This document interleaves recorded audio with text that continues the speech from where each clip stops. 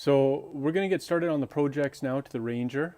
If you're following along in this channel, a lot of it's outdoor camping, but I picked up a new tow vehicle and we got to whip it into shape a little bit. So there's a few projects that we're going to do. Today we're going to take care of the back glass that is leaking. There on the driver's side, on top of the headliner, it was all wet. This was soaked. You could see water running down all the way down into the floor. The carpet was soaked. So I popped off these panels and I could see the leak coming from down on top here. It was running from the top and then down the side of the window. So to get the access to this rear window, it's just screwed in. So there's just a few nuts that hold this rear window in, and then it's just butyl tape that's held in. So I just took and popped off these panels. They're fairly easy. They've just got these push pins here. Just one thing to keep in mind, don't do this cold. You do it cold, you'll crack all your panels. The panels will be cracked. But when it's nice and warm, you can just pop these push pins out. So I took this off, the outside one along the top there's a piece trim here. That hook got taken off. That's just a Phillips. And then I actually just dropped the whole headliner. It's pretty easy to do. Your visors here are actually just screwed. There's 3 screws on this corner that holds this one corner, and then the clip over there's got 1 screw, and then the grab handle right here, it's got a 5.5 mil, a good old Ford. So if you're working on a Ford Ranger, you might as well pick yourself up a 5.5 because they use them all over the place. But anyways, this grab handle, pulled this down, just drop the headliner down so it's sitting on the seats, and then you can just pull it out sideways, just so I didn't wreck it or rip it or get it dirt. Here's the condition of the back glass right now. You can see the previous owner, obviously this has been leaking for a long time. It's rusted out a lot of the bolts. The spot welds are starting to rust. But look, you can see how he tried to fix it with just putting silicone. So they just silicone it, which does not work. It's all just peeling off, and it's terrible, terrible job done. So we're going to pop it out and put our butyl tape in here.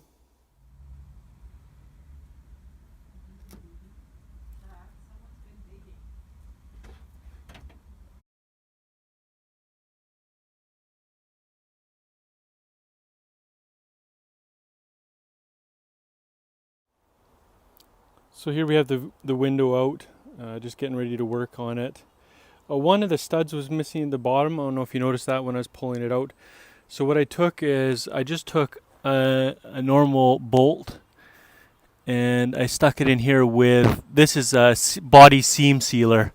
So it sticks to plastic, sticks to fiberglass, and also metal. So I just thought that might work well to hold it in, just to suck it in. So it does seem pretty tough. I can't pull it out if I wanted to, but we'll see when I stick it in whether that's going to work very well or not. So now I'm just going to clean up the old butyl, and then we'll get the new butyl. Right now I've got the new butyl. It's sitting in the fridge. I just find it a lot easier to put on. It's not so sticky or tacky if I can just leave it cold for a bit, and then I'll put it on all the way around, and what I'll do is I'll let it sit out in the sun. So sit in a nice hot sun, give it a good hour probably in the sun. It'll soften it right up so that when we slide this window in, it'll make really good contact, and it won't be holding off anywhere around the body. It'll make a good seal all the way around, and it'll suck the window right in. So cold to install the butyl, and then after, make sure it's nice and hot before you install the window. So if it's winter time, you'd have to heat it up with a heat gun, or in the summer, just let it sit in the sun. It'll do the work for you.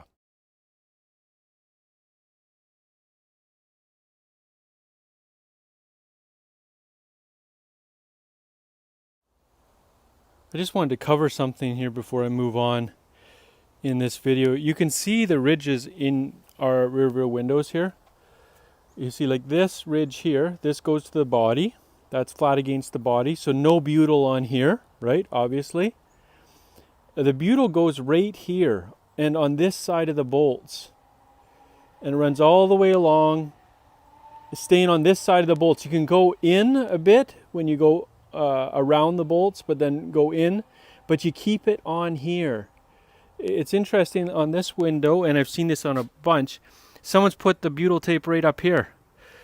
So on here, this goes right tight to your body, and what happens if you put it on here is then you'll have a gap between your weather strip here and your body because it's too tight here. Whereas it's got to go on this ridge. You can see the step.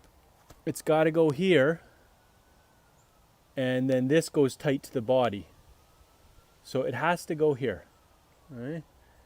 And otherwise you will get this molding standing off your body.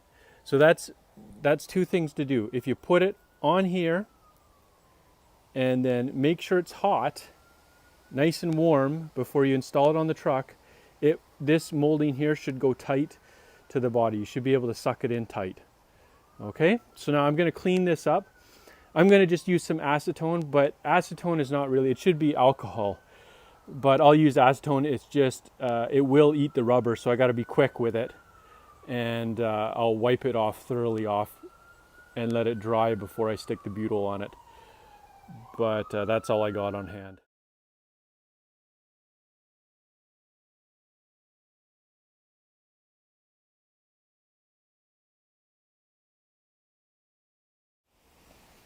So here's my butyl tape, fresh out of the fridge, nice and cool. And I'm going to put that on. Recommend you wear gloves with this stuff. It's very sticky. So I got my gloves on, and we're going to roll this butyl tape out now. One thing I want to mention too is we want our seam at the bottom there. So not right at that bolt, but usually on that side of the bolt, just a little bit over on that side.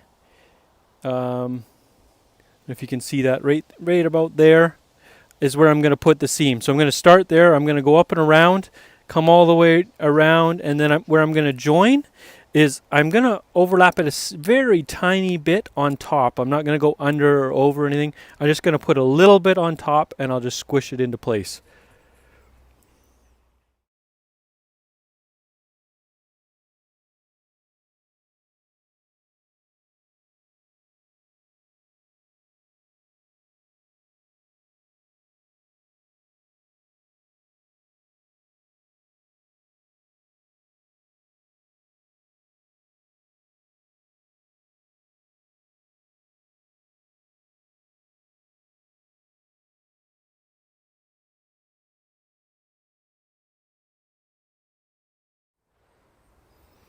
Okay, here we go. So this is it all done. You can see where I've got the bead of butyl tape. It's not in by the window. It's out by the body, as far out by the body as you can get. So that's all on there. You got it down here. Where's that seam gone? Oh, the seam's down here, the bottom of the window. So there's the seam. It's just overlapped like a couple millimeters, but just enough, and it's at the bottom. So there you go. So now I'm going to let it just sit out here in the direct sun. Let it sit out here for an hour or so, be nice and soft, and then I'll slide it in to install it. So that's the trick with this stuff, is to make sure it's warm. Okay, it's been about 42 minutes out here in the sun. You can see now it's quite tacky, sticky, really soft compared to when we put it on.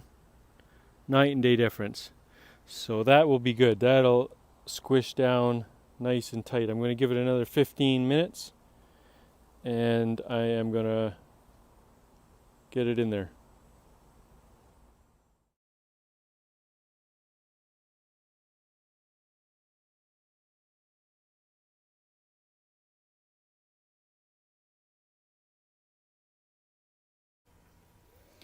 Okay, there we go. So now it's pressed in place. I squished it in as hard as I can.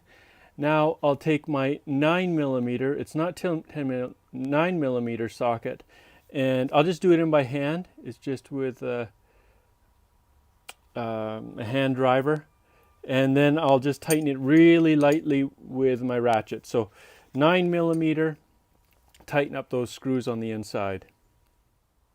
Okay, so that's it. We're all in. I've got it pretty tight. I don't know if you can see the gap, but there really isn't much of a gap between the old, that's the old weather strip, and the cab. So I tightened it up. I started it with the middle bolts, and then I just worked my way around. Middle, this side, then up. And I didn't over tighten them, just a little bit at a time, going along, and then slowly tightening them all up, just doing circles, and then hand tighten them as tight as I could get them. And then what I'll do is I'll start putting the headliner in now, and after the headliner's in, I'll just come back and recheck them because it might have squished in a little more, that butyl tape, and then that's good. We're done, and I can almost guarantee it will not be leaking any water.